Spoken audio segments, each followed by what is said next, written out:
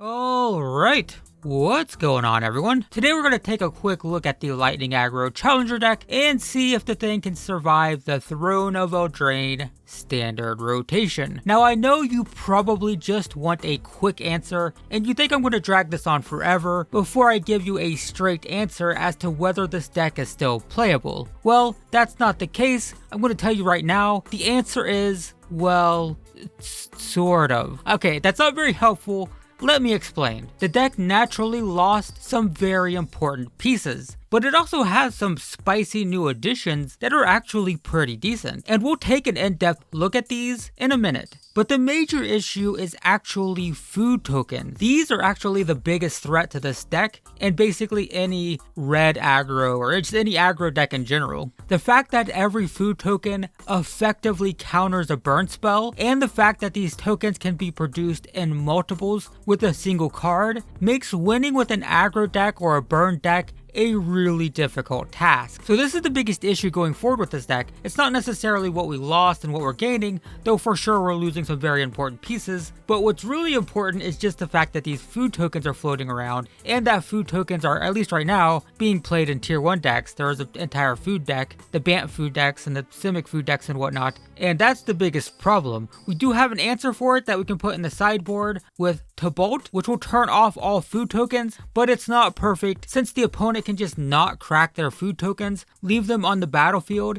and wait until they can deal with Tybalt and then gain a bunch of life. So that's the uphill battle in this new metagame, is just getting through food tokens and all of the life that the opponents can gain. But with all of that said, if there aren't a lot of food tokens in your metagame, then this deck can sort of survive rotation. And also, if you were just playing this deck and you want a new deck that you can play for very cheap, you can upgrade this and update this for very, very cheap. It doesn't cost very much to get this going again. So it's something that you can build and play for now until you kind of decide what deck you want to build next in the new metagame once it settles down. So first off, let's take a look at all the cards the deck lost. This is a little bit complicated since there are some people who might have upgraded with my upgrade guides. Let's take a look at the stock deck to begin with. It lost Fanatical Firebrand, Get 2 Lava Runner, and Viashino Pyromancer, which are really good aggro creatures that are definitely some tough losses. The deck also lost Goblin Chainwhirler and Rekindling Phoenix. The Goblin is pretty huge as it was one of the most powerful cards in the deck, but most tier 1 decks weren't actually playing the Phoenix anyway, so that's not too big of a deal, though it was a really good card. It also lost Lightning Strike and Wizard's Lightning, which were two key burn spells, so that's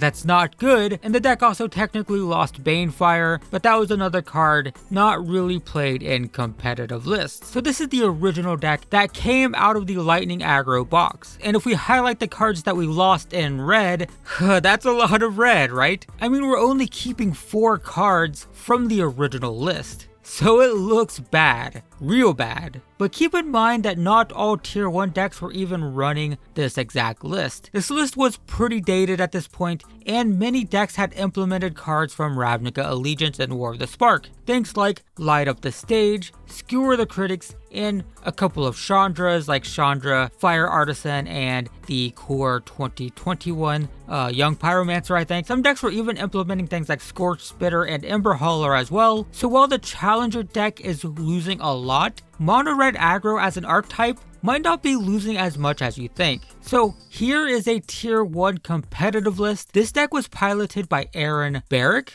to a first place finish at a Star City Games Open, and this is what that deck lost to rotation. And it still sucks. There are still some important cards in there, but it's not as bad as it might seem, right? It's only a few cards, and we do have reasonable replacements for these. So anyway, let's look at the potential replacements for the original Lightning Aggro deck. And we can start with Goblin Chainwhirler, which was one of the deck's best threats. Chainwhirler was an incredibly powerful card in the deck, working as a mini board sweeper that also offered a reasonable battlefield presence, particularly since it had first strike. But there's actually a pretty okay replacement for this in the form of Bone Crusher Giant. Oh, and in case you're wondering, there aren't high-res scans for Eldraine cards yet, so apologies for the low-resolution images and the occasional Magic Arena image because it's kind of necessary. But anyway, without question, this is different, but actually it still offers a way to gain card advantage by burning off a creature on turn 2 with the adventure portion of the card, and afterwards it's a 3 mana 4/3, which is pretty decent. You still have a pretty good battlefield presence with it, and while it doesn't have first strike, it does shock the opponent every time they target it, and that's pretty good in an aggro deck that's trying to burn the opponent out. So actually this isn't that bad, and I will say that these giants are currently selling for about $4 each, which is a little bit expensive. You're gonna have to spend something like, I don't know, anywhere from like $12 to $20, depending on what you can find these for. But the good thing is, Bone Crusher Giant is looking like it's gonna be a staple red creature going forward. So the most money you're gonna spend updating this deck is in a card that will be playable for the next couple years anyway. So yeah, not bad. Then there's Fanatical Firebrand and Get to Lava Runner, and these were also important because aggro decks are much better when they have solid 1-drops. Fanatical Firebrand was great because it had haste, so it was always relevant even if you hit it with an Experimental Frenzy in the late game, and the fact that it could be cracked to ping something off the board was pretty good as well. And the same is true with the Lava Runner. In the early game it was a pretty solid 1-drop being a 1/2, and in the late game it's a 2/2 with haste, so it's pretty good with Experimental Frenzy as well. So losing these is pretty tough, and we don't have super clean replacements for these, but there are some comparable cards. Fanatical Firebrand can be replaced with the likes of Ginger Brute or 10th Street Dodger. Neither of these are quite as versatile as the Firebrand, but both are 1 mana 1/1s with haste, and if we want to spend a mana every turn, they're practically unblockable actually. The Ginger Brute can also be sacrificed for life if that's necessary, so they're not perfect, but I actually think these are decent and workable. They could at least be put into the deck for now if you just want to play it for a little while longer, and these are very cheap, so it's not too big of a deal. As for the Lava Runner, I think the closest thing we have right now is Scorch Spitter, which effectively deals 2 damage as a 1-drop, since it deals 1 damage to the opponent or planeswalker that it's attacking. However, it's more vulnerable in combat with only 1 toughness, and it doesn't have haste, so it's not exactly quite as good. But on the flip side, you can force that 1 point of damage through even if the opponent has blockers, which the Lava Runner can't, so there's that. And there's another thing, some of these mono red decks are playing around with Torbran, which says we deal an extra 2 point of damage whenever a red source we control damages basically anything. And with the Scorch Spitter, it actually starts dealing 6 damage because the 1 damage trigger from attacking will deal 3 damage, and then it'll deal 3 damage in combat. So that's pretty cool. I don't know if Torbran is going to be a staple red card in mono red. It seems okay. It's a little clunky at 4 mana for a 2/4 for an aggro deck, but if Torbran catches, then yeah,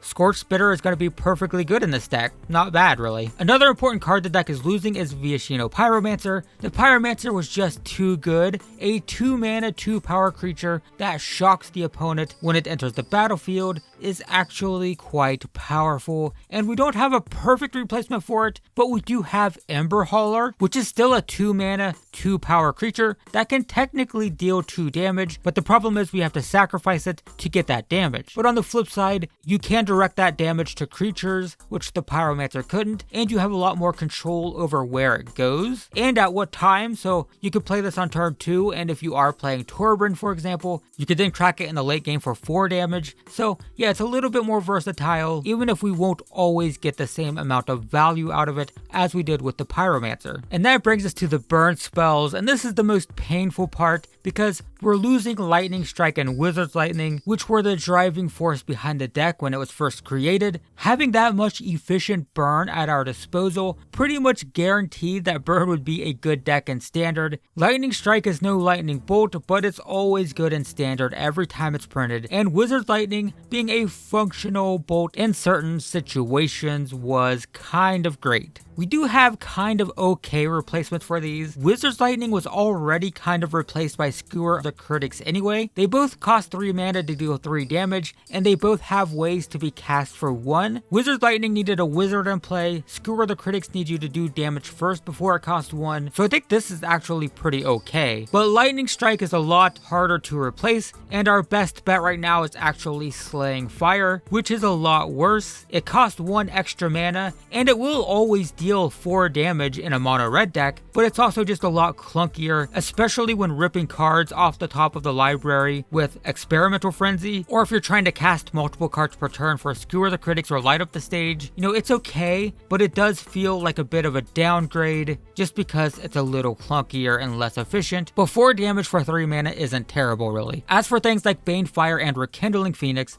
these kind of weren't supposed to be in the deck anyway, and probably should have been replaced by Light Up the Stage. Although, if you were still playing Rekindling Phoenix and you still want that big flyer floating around in your deck, Opportunistic Dragon could be the best replacement. It's not perfect because the best thing about the Phoenix was how hard it was to kill, because it could come back over and over and over again, and the Dragon doesn't quite have that, but it has the same power and toughness for the same mana with flying, and in this case, it steals one of the opponent's creatures and basically turns it off, which isn't bad. This deck isn't really looking to control the board, but it's a nice little tempo play if you're, trying to be aggressive, and 4 is at the top of the curve, so once you're getting to the point where you might be gassing out, or the opponent might be, starting to gum up the board, it's not that bad actually. It's pretty decent, and that's assuming that you were even playing Rekindling Phoenix to begin with, which again, most people weren't. And one final thing I want to talk about is Castle Embereth. This is pretty much strictly better than a basic mountain, mostly, sort of, just because, it's almost always going to come into play untapped because our entire mana base is basic mountain. So having 2 or 3 of these in the deck doesn't hurt. You can get a little power boost out of it, and it's basically functionally a mountain anyway, so it's not bad. If you can get a couple of these, maybe 3 at the most. 4 might be pushing it, because if you draw a bunch of these and you don't have a basic mountain, then it starts coming into play tapped and it's not good, but 2 or 3 should be fine, and I think it's pretty good. So here's what a new Lightning Aggro deck could look like. Now, let me be clear, I'm not saying you should go out and buy these exact cards, because this is very untested. I just cobbled this together as an example. I don't want to present this as the deck you should buy. Like, for example, I don't know if Torbran is going to succeed. I don't know if it's good in this deck. I don't know if it's worth playing Risk Factor at all, or just playing Slaying Fire, because you want to deal damage. The cards are nice, but most of the time you want to deal damage anyway. So I don't know if Risk Factor is even playable at all over just playing Slaying Fire, since they both deal 4 damage for 3. I'm also using 10th Street Dodger for Torbran, because it's red, but without Torbran, I think Gingerbrew is preferable. Also, the mana curve looks really bad, but remember that Bone Crusher Giant is basically a 2 mana burn spell that just so happens to also be a creature, so that's counting for 3 instead of 2. And those 2 Spectacle cards, Skewer the Critics and Light Up the Stage, are also counting as 3, even though they can be cast for 1. But yeah, I don't think this is an optimized list, but it gives you an idea what the deck can look like. And if you want to take a closer look, I will leave a link in the description below to a tapped out page. If you're interested, you can have a look at that if you want. So anyway, I don't think this deck is improved. I don't even think it's a tier 1 deck at this point, but if you have this deck and you don't want to buy an entirely new deck, or if you want to play right now and don't know which new deck to buy, or which one fits your playstyle and you're just not sure what to do right now, or if you're just playing casually until the next round of challenger decks comes out, I think you can make this work. Those food tokens are gonna suck, but I don't think it's terrible. And for like $20 or so, you can definitely get this deck going. Most of it's bulk, and you can just cobble this together and have it going for now until, you have a better idea of what you want to build or whatever. So yeah, there you go guys. I hope that was helpful. Thank you so much for watching, and I will see you in the next one.